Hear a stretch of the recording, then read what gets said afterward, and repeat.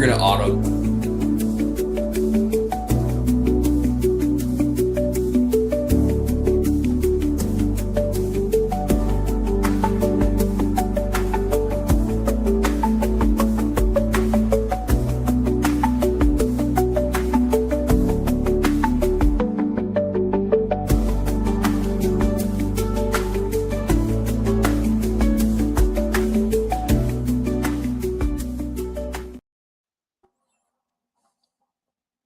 Good afternoon.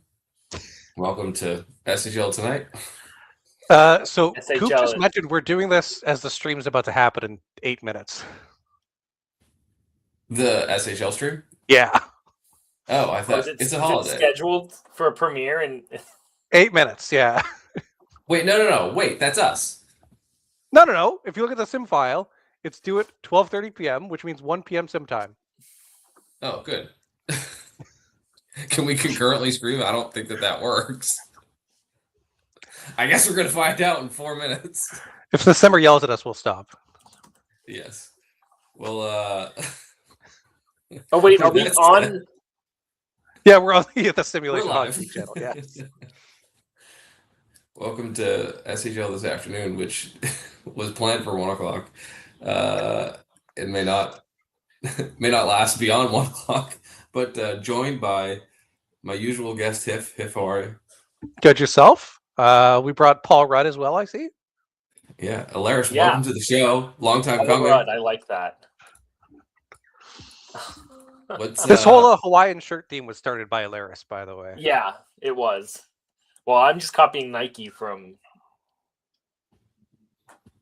2 weeks ago, a month ago, whatever. That feels like a long time ago, but because Slicer just shows me in the locker room all the time. Yes, how cool you looked with his profile picture.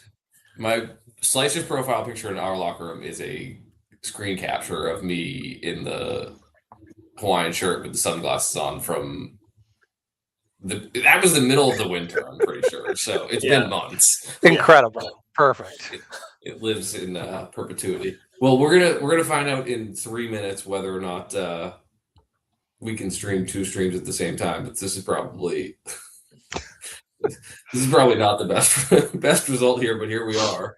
I love that. This is Alaris after time and like didn't check the sim on. Alaris months of asking to come on, and we cut him short after 5 minutes. Yeah. Well, who's simming is the real question. Because if we can't answer that question. Simmers are confidential, sir. Oh wait, looks like the sim also has the link up, so it seems we're good. We're good. We can do both. Okay. No way. Yeah. Well, no one's gonna be in here. Everyone's gonna be watching. No one's in here anyway. It's fine. Everyone's gonna be watching quick sim reports. I would say, as Hiff says, just check the index. I don't believe I'm doubling down and confirming. I have it open. Unless ours stopped. You have it open? Yeah, I have the sim open. Unless ours is. Oh my god, yeah. 2 of them. Oh, I guess we just have different keys, so it's fine. We're good. All right. Well, should we live commentate? Yeah, the NHL is double live streaming. We could commentate, yeah. On YouTube, so why? We're waiting a minute there anyway.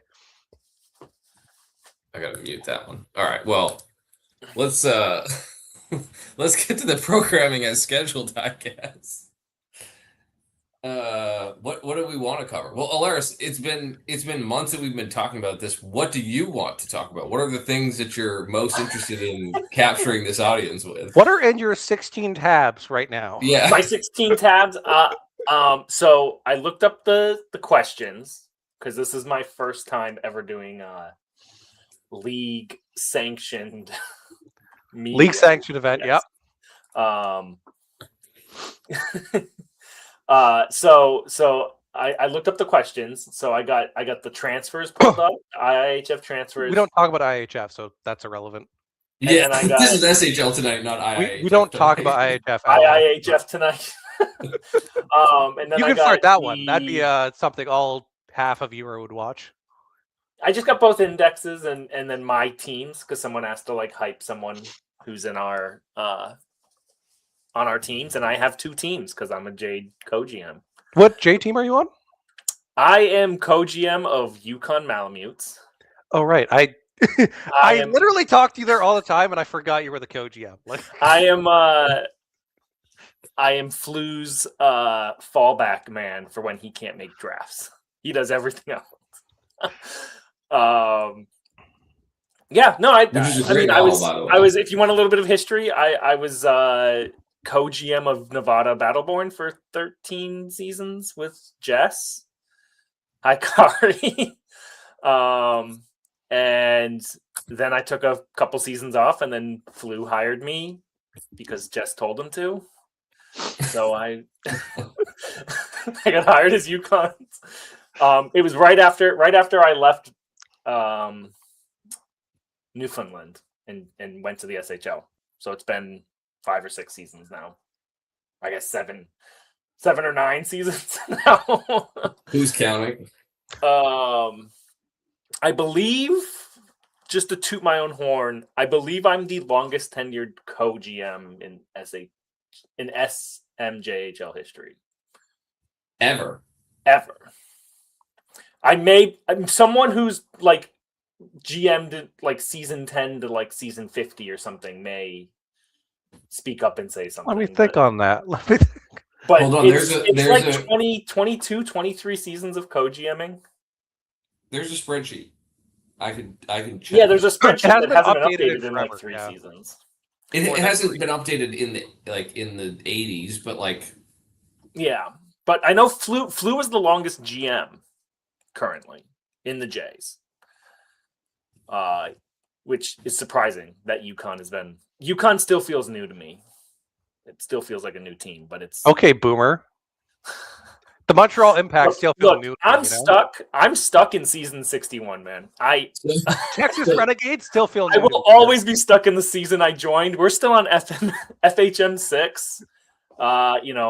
We're still script simming to test sim. STHS, yeah, we got the live play-by-play. No, I missed STHS barely. I really did. If you never had to do a live play-by-play for uncapped TPE, which made no sense because you were capped. No. So Jess taught me how to test sim without using like programming, and it was awful. And I was like, why would anybody do this? So clicking the buttons in FHM. Yeah, like and then making like 20 copies of your save and then having to go through and simulate each one. Weren't you in Chicago? Couldn't you just ask Ham?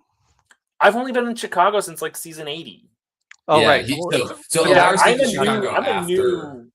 After him was gone. Like the start of the downturn, Alaris arrived. It's like look, my goal for Kiwi was to get the game played record for Chicago. That's not happening. Yeah. Well, the problem is Ham got to like 2,200 TB. Yeah, Riaju 24, by the way. Minamino, I just butchered that name, but they got like a billion games. I'm live watching Sim, by the way. Maybe we'll see. I'm not going to get shot blocks. Holy got that one. Holy's now the Hodor, yeah. Shot blocks. But Texas shut out Seattle. I'm being told on the Sim. We're getting live. We're doing live results. So shout out Scruff. It's his birthday. Oh, happy birthday, Scruff. He's not here, but. No. All right. Well, somebody clip that. And then my player's on Chicago. And so, what is the origin of your player's name? Because I know it's like a weird incestuous like fantasy romance tree. Okay, so like Robert Jordan could write this. My original player was Connor Snooks, who had a sister in the Simulation Soccer League named Earls, who married Helena Soderberg, who is the daughter, who's the sister of it's his own lore, and he can't even keep track of it. Of old Chicago legend Gunnar Soderberg, I believe. Yeah.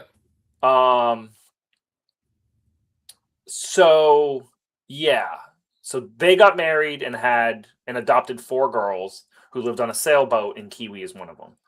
all 4 girls played in the virtual casual simulation hockey league or whatever that was on Discord.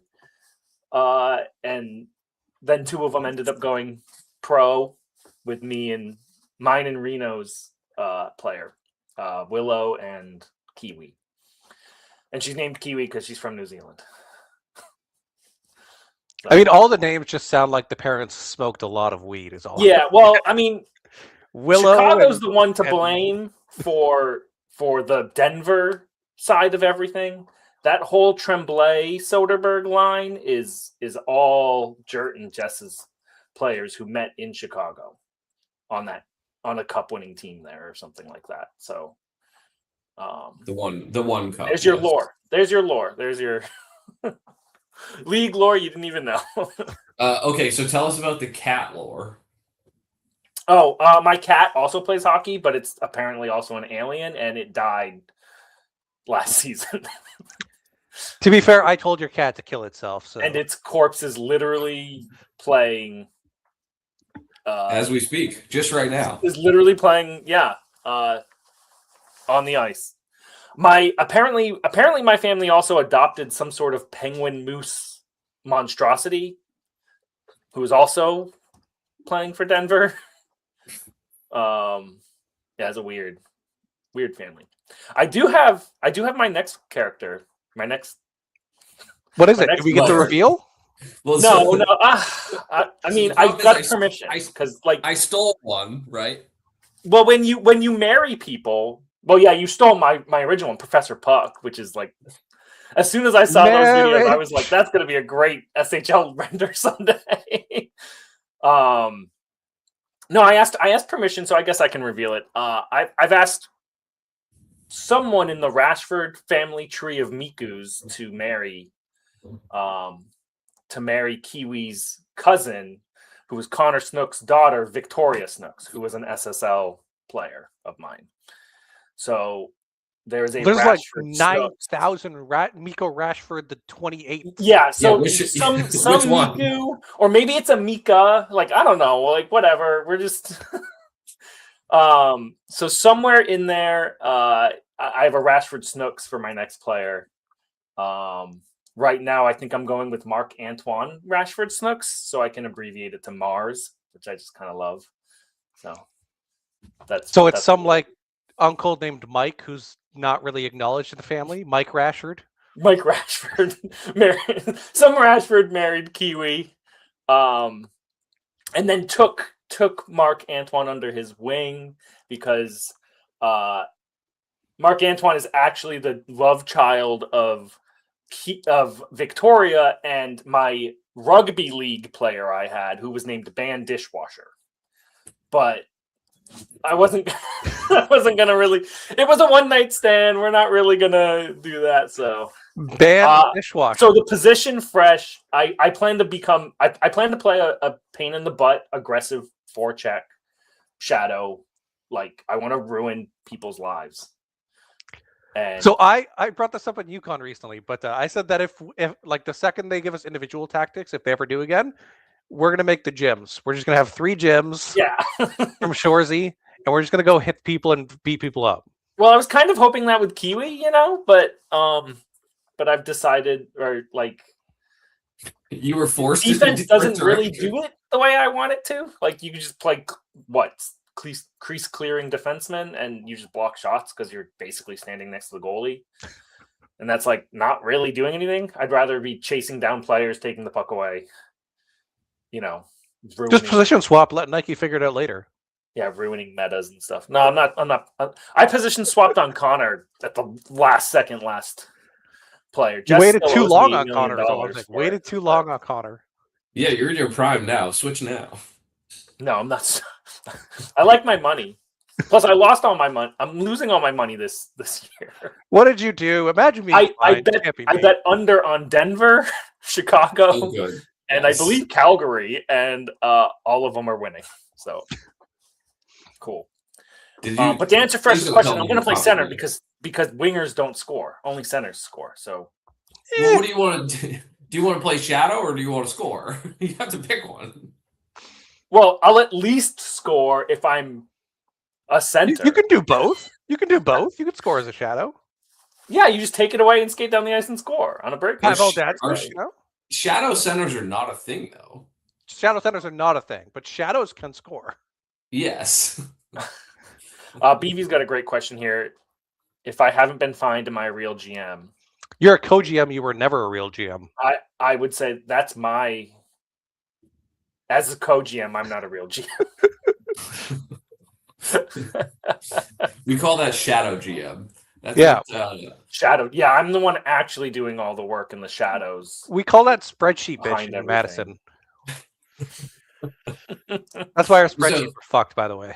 For a very long time in Chicago, the team literally couldn't run without Issa or Fresh doing spreadsheets and then Issa drafting. So those two both had a shadow GM role in the locker room because there was a 20-season period where the team would have folded without the two of them, but neither one wanted to be a GM. So, what other questions did we have? What are we're supposed to be pumping tires of players on our team? Yeah, pumping tires of players on our teams. I have not picked my players to pump tires of. You have 16 tabs prepared for all the questions except the one we might answer. I didn't get a chance to look through the list of who's on UConn before this. So Patrick is singing, and I'm even more worried that we're ruining a pizza party day. He didn't put the pizza party thing up, so okay, fair enough. Calgary just won over Texas, staying hot. This always happens. I get a team's picks and they start doing good. Unbelievable.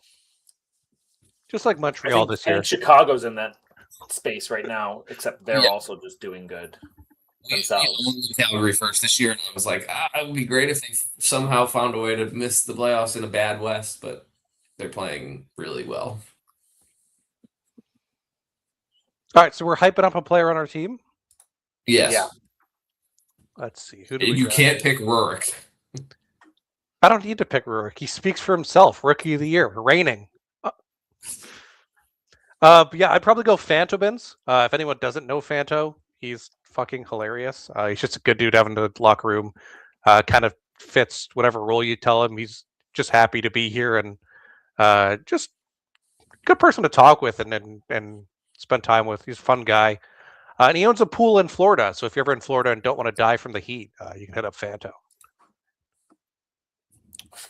Fanto's pool party. Fanto's pool party. Sounds good to me. I guess I got two because I'm going to pick one from my SHL team and then the team I GM. I'm just going to go with Noxu because they're -2 on this Chicago team. And intentionally that's not the best updating plus minus on the team. That's the best. I mean, for a almost 500 team, the plus minuses don't look good at all. So we'll go with that. But we have Leafs and Barron are both doing fantastic this season for Chicago. So I know they've basically been on the team before I got there, and I've might have beat you by a season. Yeah, their players forever, and it feels good. I didn't even realize Noxu was on the team, to be honest. Noxu was my co-GM when you went I know. I didn't realize we called him. Isn't he still your co-GM? Yes. He just lives in the shadow. Talk about shadow GM. Literally is unless I ask him to do something, he could survive for months as a GM without doing anything. Yeah, all right. Give us the J insights. On UConn, Jay Reiser is about to beat, I believe, HFFO's. Fuck him. No, he's not going to do it. UConn Mountain View player ever. New FHM's bullshit. Scoring inflated. I just have a way of doing this of drafting players who break J records. I had 2 players on Nevada Battleborn break J scoring records. So, just kind of good at breaking records. But I also do want to give a shout out to Jaeger Erickson, and he's been grinding it this season. He's been hitting people and shot blocking and playing that defensive side of the puck, and we wouldn't be in a decent position without it. Of course, Chicago's. I did just send in the. I'm gonna leak it, Nike, but whatever. In the Chicago War Room, I sent a screenshot of Chicago behind Madison and said, "We have a chance to do the funniest thing and knock Madison out of the playoffs." Screw tanking when we can knock Madison out of the playoffs. It's even more funny because Hiff is always like, "Can you just really tank, please?" And like, why are you doing this? Mired in the circle of mediocrity, but it's fine. I mean, it doesn't help that our backup goalie has decided to become literally the next reincarnation of Martin Brodeur and just stop everything that never gets shot on him. I kind of feel bad for Raph, to be honest. Oh, that's Lamorris, eh? We just won again. This is insane. Okay. What are we doing? Pumping tires? Yeah. What J team are you even on? I know I didn't draft you. Detroit. I am in Detroit. It has been a very interesting J experience. Do they still do the Beans GIF there? The what? The Beans GIF. If you don't know what I'm talking about, they don't do it anymore. You would know if. Okay, good. It has died. Thanks, God.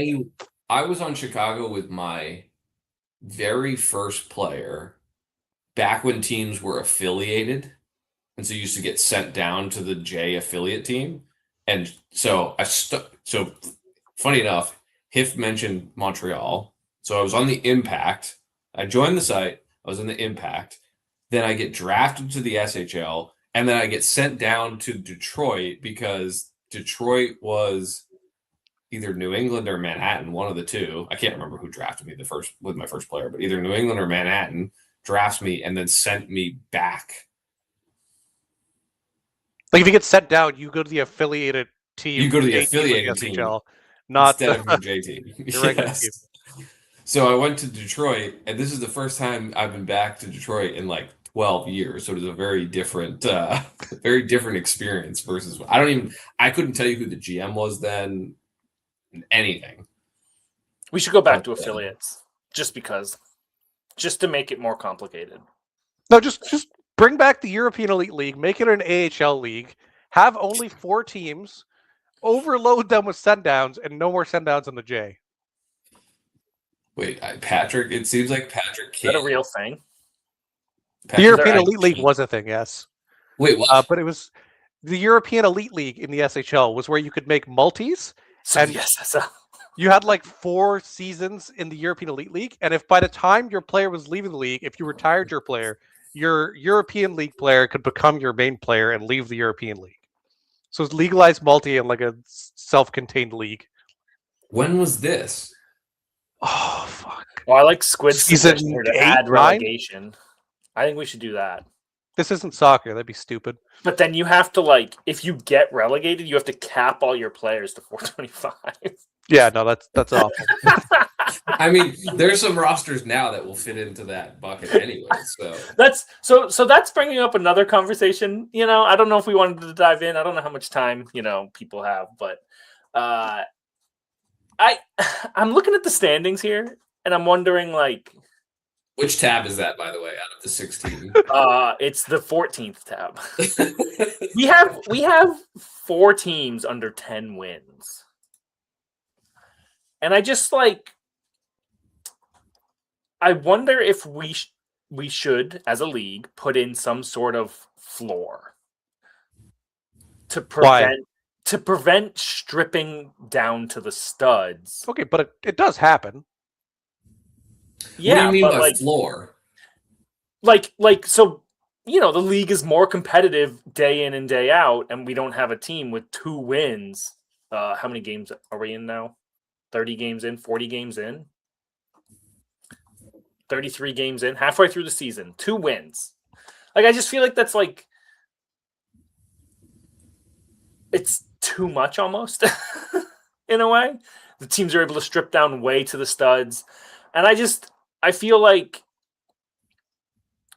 I know some of it is like kind of personalities and playing with friends and stuff like that. But I feel like then some teams get stuck down there and can't, and like never get out. And it's even harder to get out because they've been stripped to the studs and it's not fair, in a way.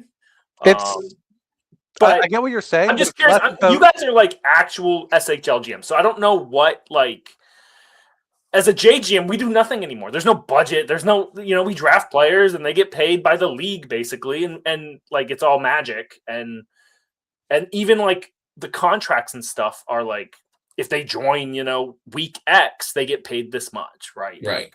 So I just don't know how the contracts and stuff work in the SHL that would like fix that problem of totally tanking.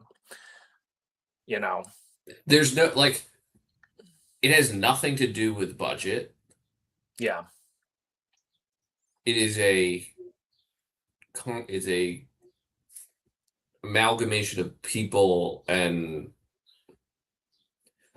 I don't know how you could force the teams at the bottom to be better without forcing people to go to places they don't want to go.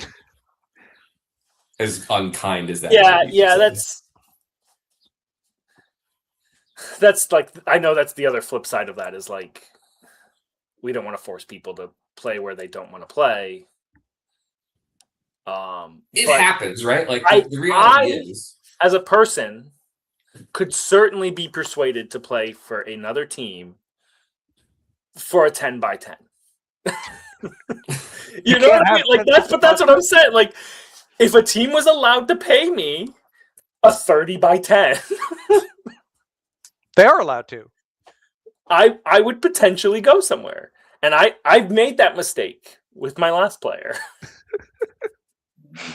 Of not taking a HFFO was gonna pay Connor $30 million to go play for. Hey, we're gonna have a lot of money this offseason. Can I tamper you with my own player? Well, we can do 30 million if you want. I mean.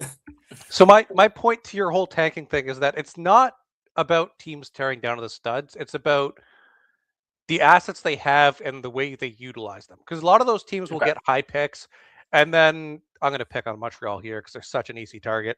They'll draft players they didn't scout at all, or they won't have a plan, or they'll take people who maybe don't want to be with certain people who have views on, like, whether gay people should be allowed to exist. Yeah, no, I get that's.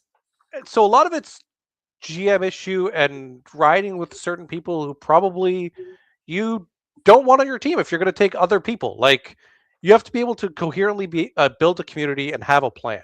And if you can communicate those things and show you're able to do it, you could generally get people, like, convince people to stay on board and ride with your plan.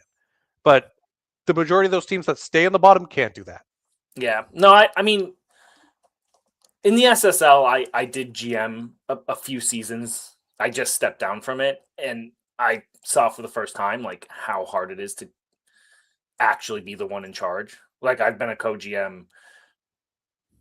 The majority of UConn's, like, whether the team lives or dies doesn't necessarily fall on me. Like, I love helping Flu. I love helping scouting, all that stuff. But when I was with Kaba, like, it really falls on you. Like, no one's going to get this stuff done if you don't do it, or if you don't delegate some. Like, Cake was a mega help in there, helping me out, like, with anything I asked for, really. But it was even for just 11 players. Well, it's 22 players or whatever you need to run there. And it's a much more casual league, I would say, than SHL. It's not easy to GM. So I do respect the GMs. I'm not saying co-GMs don't do anything. I've been lucky to have two GMs who like to have control. I'll just put it that way. They liked to have control. They like to do things themselves. Flu has never asked me for tactic advice, ever. I don't think Flu's ever asked anyone for tactic advice. Yeah, I'm pretty sure he looks at the he index. yells at us to try scout waivers and stuff like that. Well, okay, so you said before that JGMs do nothing, but like the concept of waivers and like keeping track of when players are approved to me is maybe one of the most. There's a channel now. It's a different. I feel it's different than the SHL. SHL, I feel like, is like a win now. You know, like you want to be successful, you want to win the cup, you want to make the playoffs or get out of the basement or whatever, and build a culture, build a team. The JGM, the J in general, is more about like just making an accepting place for players to come in, new users to come in, and have fun and hang out and get acquainted to the league and learn like why you don't put 10 into aggression, you know, or 15 into aggression, why that's a useless stat, why are we even like allowing people to put something into that, you know.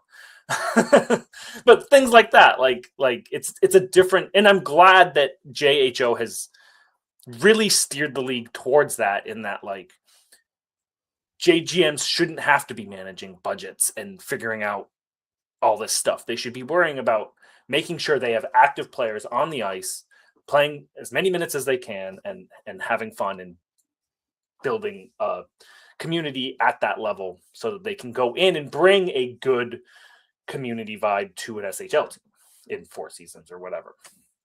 But yeah. Shout out Schwarz. Yeah, shout out Schwarz. Yeah. Yeah, it's about developing. BV's right. It's about developing users. I would agree with that. You want to keep people in the league. You want to keep them addicted. I joined in 2021 when I first signed up, and I refreshed the page probably 1 million times the first 24 hours, and I wasn't even allowed to be like signing with a team or anything. I was obsessed with the league. I was totally drawn in right away. And some people are, I guess. And it took me 5 years to finally get in front of a camera and do a broadcast. Don't worry, it took some of us twice as long. Yeah, it took me 3 times as long. Yeah. Yeah. It's really funny because the benefit of having to write deep dives as a J player is like I just go back and look at old stuff. And I went back and looked at my first couple players, and like I spent 1 year in the J with my second player, like literally 1 season, like immediately got called up. So it's just so wild to me how different the league is. And like when I first joined, there were no send downs. You just went up. Yeah, well, there was no 18 update scale. I started with max speed.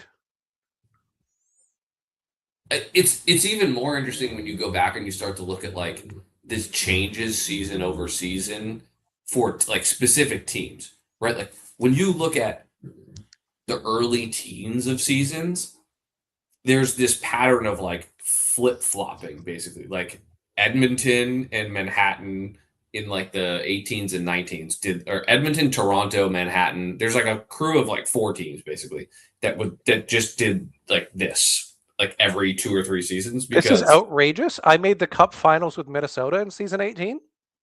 Okay, well, we lost in Game 7. I know Nike's got like a season 12 Manhattan win or something where they were like last seed in the season 22. We were the last team. Yeah, so he showed me that one day. Like literally snuck into the playoffs last team, and then like I remember exactly like you're talking about, Alaris, like sitting there refreshing my cell phone, laying in bed in college, waiting for the Game 7 sim to happen. Yeah. I spent all day talking to 2 GMs when I first signed up and screwed over one. Because the other one reached out to me first. Which one did you screw over? Who was it? Do you remember? It was Toast in Maine. We talked all day about hockey, and I was like, this is so cool. And then I was like, at like 4 p.m. Hawaii time, I was like, I'm going to go with Nevada because they reached out to me first. And he was like, no, he was cool about it. He was fine. It's just funny how I feel like it would have been a totally different path if I joined Maine instead of Nevada. And I joined Nevada at like an incredible class of players with Issa and eventually Issa, but And the like, former co-GM, the GOAT himself. Yeah, Moose. It was like Moose, Jess. It was I can't remember his name. Wing Wang was his player. He was a Wurmple render. Wing Wang? Wang. Yeah, he was a really good Nevada player. And then we had Willie Miller in goal. Oh my god, I can't believe I'm blanking on their usernames. And then Tesla eventually joined in and stuff. It was a good locker room to come into. I'm looking it up. Wing Wang. Wing Wang and Willie Miller. Willie Miller was a legendary goalie. Back-to-back Seattle Cups? Yeah, he won. He was on the first Seattle Cup teams. This player doesn't even exist on the portal, so that's a Luke issue. Someone tag Luke. Add Wing Wang or we riot. Okay, I'm going way back because I'm going into the actual drafts themselves. Yeah, I think he only stayed in the J. I don't think he went to the SHL. That was what? Season 61. 61. Yeah, Nevada had like 1 billion picks.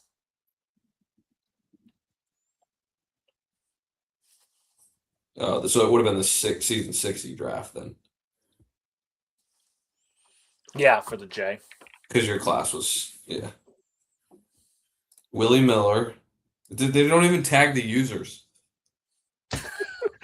Even the portal doesn't remember his username. Back in my day. Back in my day when we had to do math on our update threads. Cap TP? Yes. Oh my god, yes. I used to get I'll admit, TP for fucking up my math on Cap TP. Pushing a button for an activity check does not bring the same dopamine rush as writing a random word, math, and linking all of your PTs and like having this massive list on the off season. Waiting 2 seasons to add all of your updates, and then your updater starts cursing you in the update. Yeah, you can't see it. You don't care. Like you started getting like a real connection to other people on site with the update team. I actually did updating for like a little bit. My favorite part was when the updater would tell you, "Please don't do this again," and then you just ignore them and do it again. I put them all out of order, like link the wrong things, like make them go hunting. People had like hyperlinks and like, no, mine was just fucking chaos of links. Look in this thread, I did the PT somewhere. Yeah, always link the top. You used to get they would be like updated. Please use the the provided like format, and then the next week you would just reply to your own thing with the same format. I would never change it. I must have been like a bottom 5 update. Like whatever team I was on, no one wanted to update because it was a fucking nightmare. Well, because that's what it used to be, right? Like updater spots used to open for specific teams, and some of them would stay open. They're like, no, I'm not doing that fucking team. Like, I'm good. And the what was just capturing my mind? The time that Darian waited, like, was gonna regress, so he waited a whole season and kept all of his links off to the side. Then they regressed him, and then he claimed all of his DP after regression, which is legal. Yeah, it was at the time. Yeah, it shouldn't have been. It was no one's going back through that for one player. So he basically hid TPE. Oh yeah. It was regress less. It was regression theft. He was stealing from regression. It was like 100. It was like 150 points. He like literally claimed 150 points the day after. That's pretty funny. It's the War of 1812 in the SHL, basically. Yeah. Yeah, there was some. It's really interesting because like BBP just came back to the SHL. There's an old head. Recently, and so we drafted him to Chicago, and he was like, dude, this portal thing is wild. Like, where's my update thread? And I'm like, yeah, you don't have to do that anymore. There is no update thread. Yeah. Where's my player page? Like, it's actually on a different website. So you have to have a different sign-in for that one as well. Yeah. But you can now have a card as you can have a card on your page. It's very fun on your page, which is pretty cool. There's a lot like of cool that. stuff. People with too much talent doing things that we all appreciate, but it's just like. I mean, Sula used to do graphics for the NHL, and he was doing SIGs here for us for fucking virtual money. Like, Yeah. I'm ready for SHL to steal the code from ISFL on predictions and like season predictions and stuff. ISFL has all their season and playoff predictions in the portal. Oh. Yeah, and you just like click buttons and stuff and submit it. Super, super simple. You just ask Lemon. Lemon's in the SHL allegedly. Yeah, I'm sure. I mean, that honestly, it's a great thing that both those leagues exist and like. Is the ISL existing great? Share ideas to make each site better, in my opinion. That's my opinion as a user of both leagues. As much as I'm extremely casual in ISFL, but ISFL is the one that has like. There's like 10 people that have $40 billion, right? That's a PBE. They allowed investment in teams. And then like you could have stocks in teams, and as they won, your money would exponentially grow. And then people just made billions, like just stupid money. Yeah, when there's like 17 Lukes, you have a problem. Okay, on the topic of doing things in the portal. Thank you, Fresh. Sorry, Fresh found Wing Wang. Is Plat.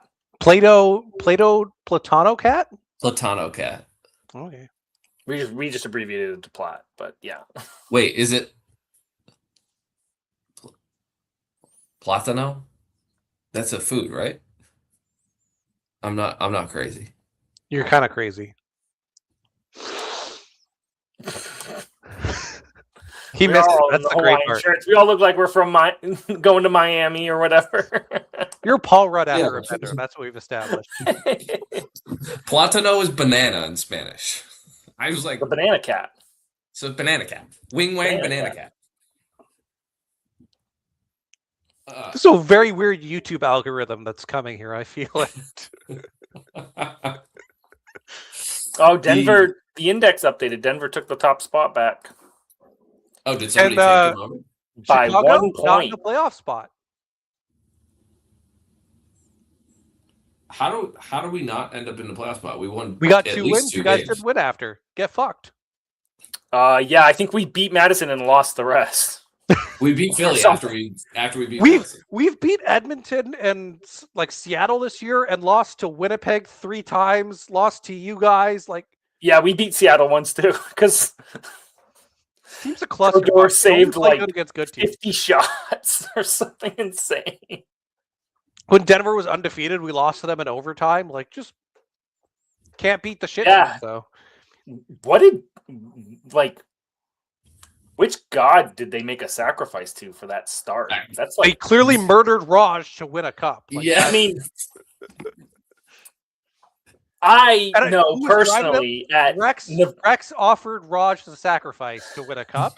At the Nevada Goat Devils, we sacrificed something to win like the last 20 games of the season and then went 16-0 in the playoffs to win the cup.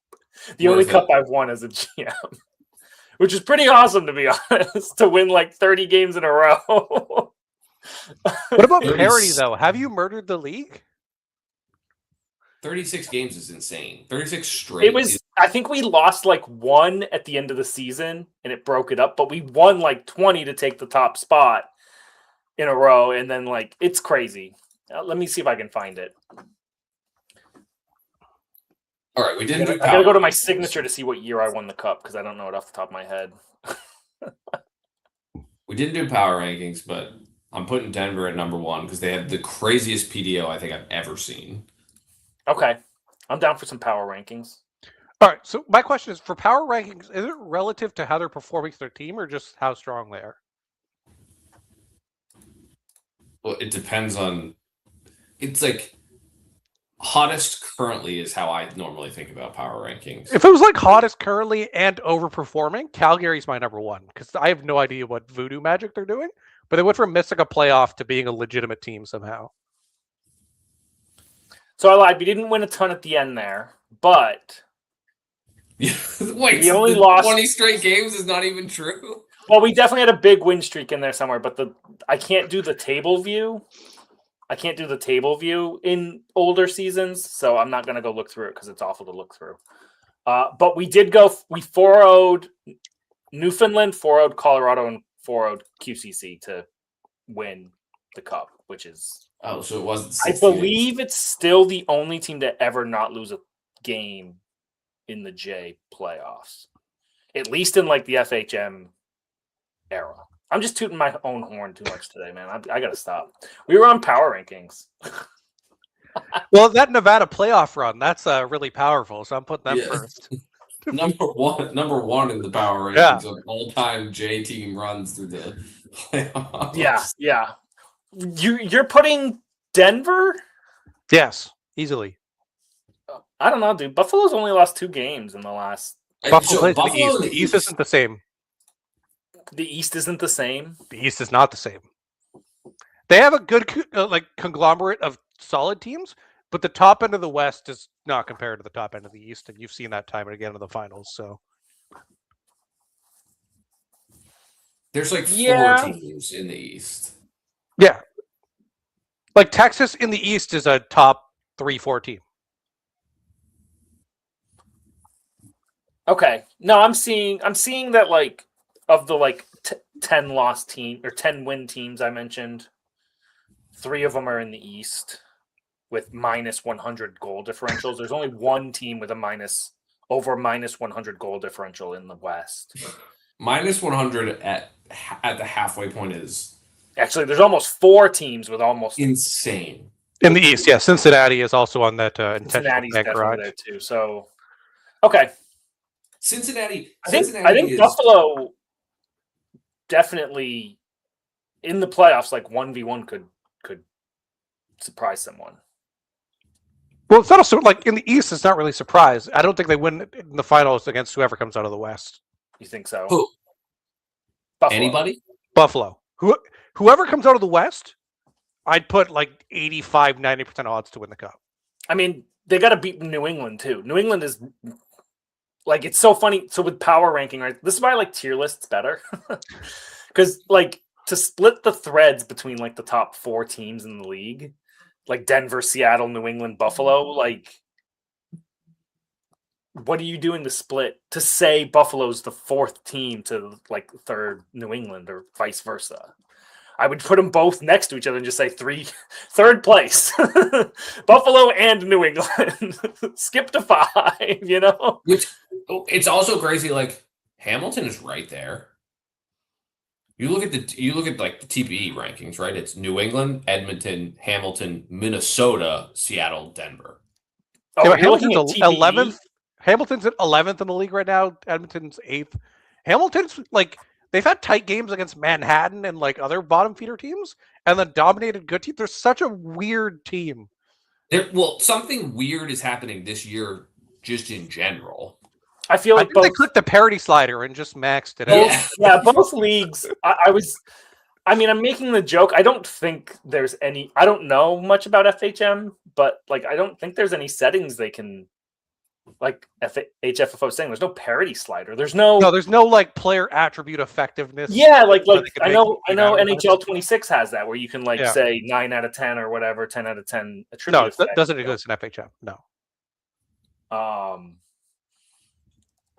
I don't know what happened, but I feel like compared to the last 5 seasons of both leagues, like randomness seems to have been turned up. So I think you're seeing less of the juggernaut has stayed together with chemistry teams because regression is slightly knocking them off, and then some of the younger teams are coming up, and then just chaos. I don't know. Like we're trying out new tactics everywhere, and sometimes it just makes random funky shit happen. Is there? I gotta ask you guys as JGMs, as master. We're JGMs. Is it really just like 5-way, like rock, paper, scissors? In essence, it's like saying all hockey tactics are rock, paper, scissors, right? Like defensive trap setup can counter an offensive setup unless they do specific, like a high flip, dump and chase kind of like in that setting, kind of, but there's nuances in FHM and the way we use the players that don't necessarily lead it to being rock, paper, scissors. Some things that work for the NHL and regular tactics don't work for us for God knows why. And never run the 1-3-1 Boucher or you're fucked. Like that's what I know. Because I know in FHM 6, like the dangler meta was like it. Like you were just looking to. It was that because no one tried or figured out how to counter it, and we switched. So it's the last meta we had. But like we've gone through like 3 or 4 metas in 10, and generally it's the teams who are at the forefront of trying to figure out how to counter it, like the good teams who are trying new stuff that in theory should work, and then trying to see if it does, that lead the way towards the cups. Like Edmonton and Seattle were very effective, I guess, at like trying new stuff that could counter. Like Seattle had a very defensive focused team initially to try to counter Edmonton's offense, and it mostly worked, but then like they just had close series and lost in 7, got the unlucky bounce. Then they went the offensive route, and Edmonton tried new stuff. Seattle eventually got there. Like it's just trying. I mean, that's like real hockey is that's why they play 7 games. Is like you can go 7 games and just that one bounce.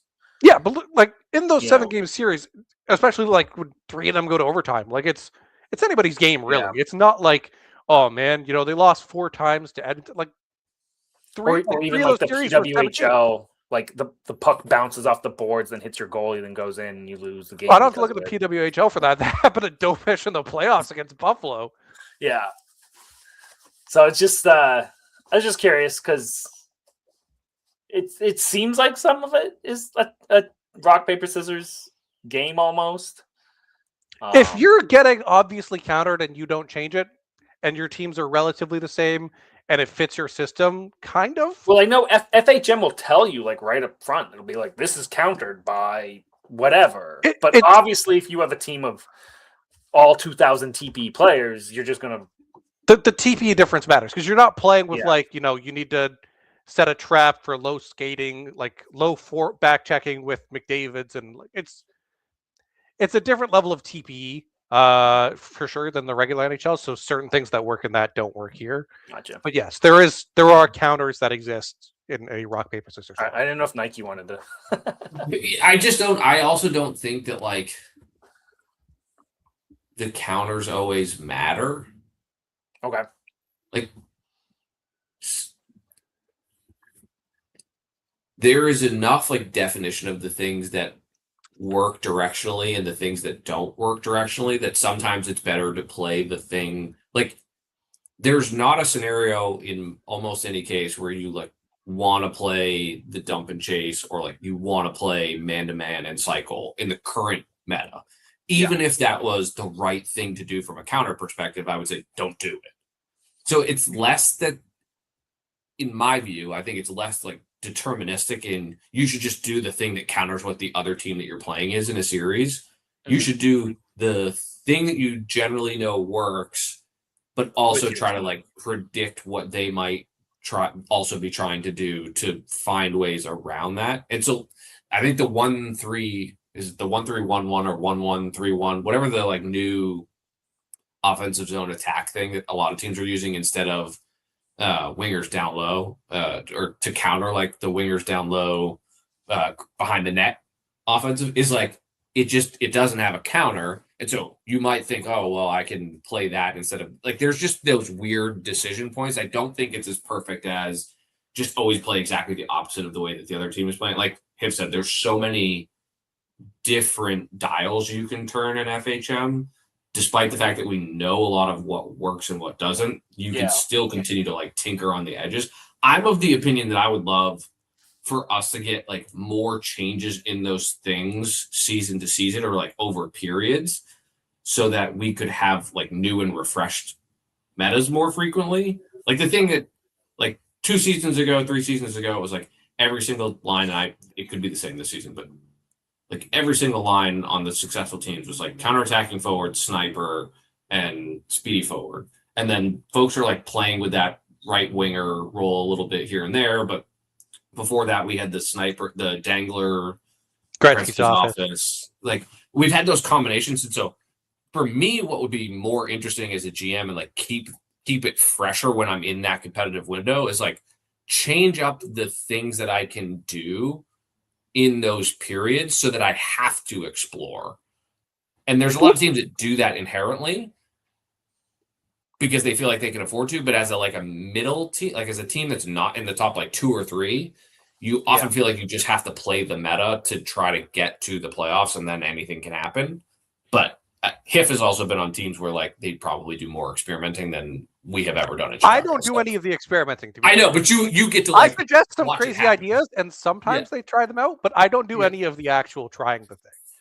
But we're also playing with a gimped version of FHL. Like we don't get unit tactics, we don't get individual tactics. And the other thing that I feel like we're missing is that the builds matter. So like almost everybody in the league builds for like an offensive focus, speedy, physical forward. So you're not going to be able to counter it defensively. Yeah, but like you're not going to be able to counter it defensively if your defensive game is not your strongest suit compared to the strongest suit offensive forwards. So that's why you're seeing like the run and gun offense being prevalent because everyone's playing offense. But this hasn't happened because there's no team that does this. But if someone just focused like full defense and just tried to shut shit down, they might ruin the whole league. Like it would be unfun, low scoring games, but they might just dominate everything. But we never know. No one's going to try. Goalies all the way to max. We'd end up with the PWHL, and it'd be 1-goal games. Well, for goalies, it's like after 1,200 TPE, the TPE is like you could throw it anywhere. It's like kickers in ISFL. It doesn't actually TP doesn't actually matter. Well, apparently, up to 1,200, and like up to 1,200, all your TP is useful. After roughly that, it's kind of like who gives a shit. Put it in your stats are high enough to block any 16 plus shooting accuracy or whatever, and it doesn't matter at that point. It's like positioning is at 20, and then you want like a baseline in most other stats or something. Yeah.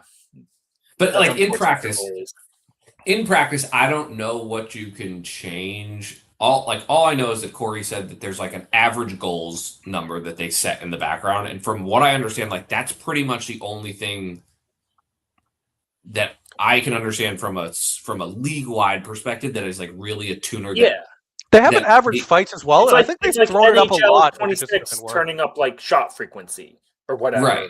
Yeah, but it's more frequency. It's like they'll meet the goal quota. So like however many goals are supposed to happen, they will happen spread across the league roughly to that number.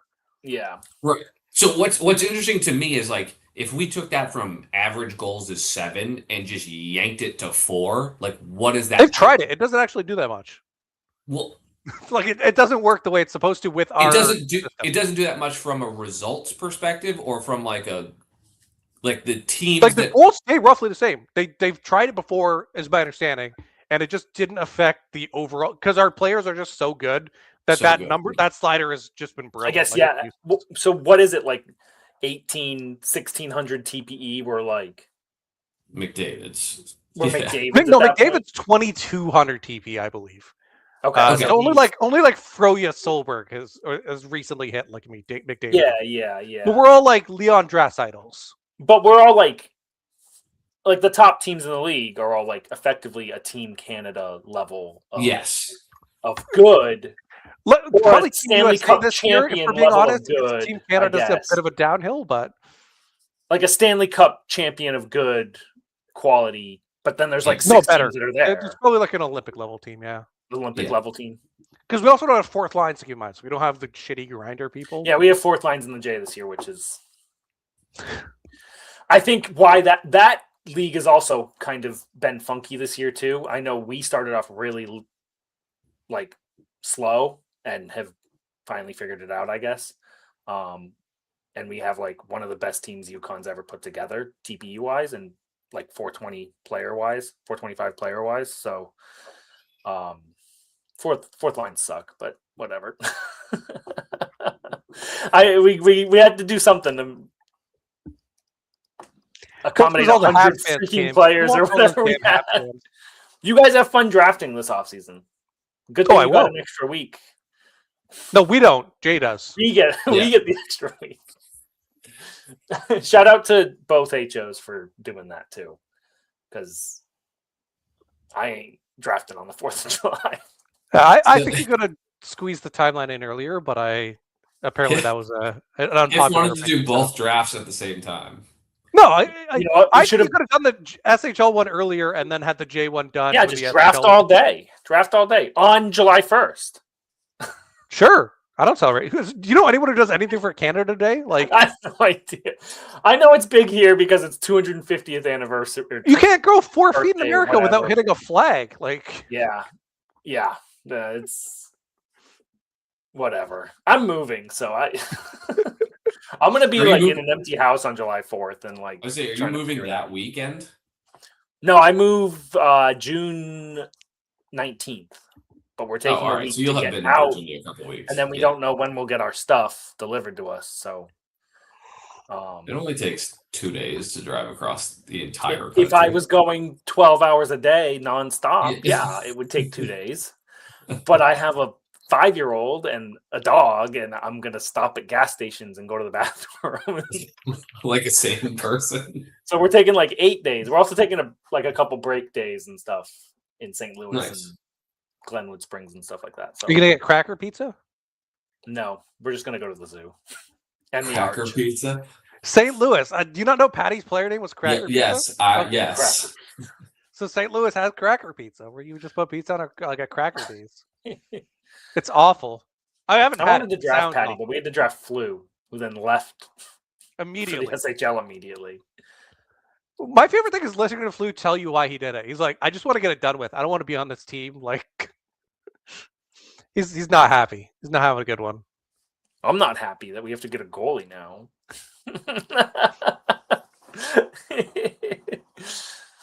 All right, did we answer all the questions? I can do the transfers real quick. No, we're not doing IHF. No, I can real quick. No IHF. The biggest one is Jaeger Erickson from UConn, and I pride and joy. USA losing them is pretty bad. No. We don't do that here. The IIHF literally doesn't exist. The viewers asked. The viewers asked. First of all, that viewer does not. He wants Jay tonight. He wants not SHL tonight. And two, I don't give a shit about the viewers. We're here for us. And then Czechia got no. We're done. We're done here. We're done here. I would say USA lost the transfer window and Czechia won. If were you on an IHF team? Sweden. With me. Yeah. You guys are on the same team. We're in the same federation. We're probably on the same line. I don't know. Oh, that's true. Quebec got Bytor. Quebec and Who cares? No. No. Czechia won. No. Hey, I'm here to please the viewers, man. I've watched the Rich and Luke podcast. They specifically don't care about the viewers. I know BV wanted me to talk about cap floor, but that's dumb. I don't know if we've talked would work because you just pay Kiwi Soderbergh Snooks $30 million. Yeah, correct. If there's any proof that give somebody more money, cap floor doesn't matter. Like we spent to the cap this year. We don't have Eugene Melnick in the SHL. Like it's not a real thing. Yeah. All right. Yeah, Kip's gotta go back to work. All right. That's fine. Bye, everybody. Bye. Thank you for having me on.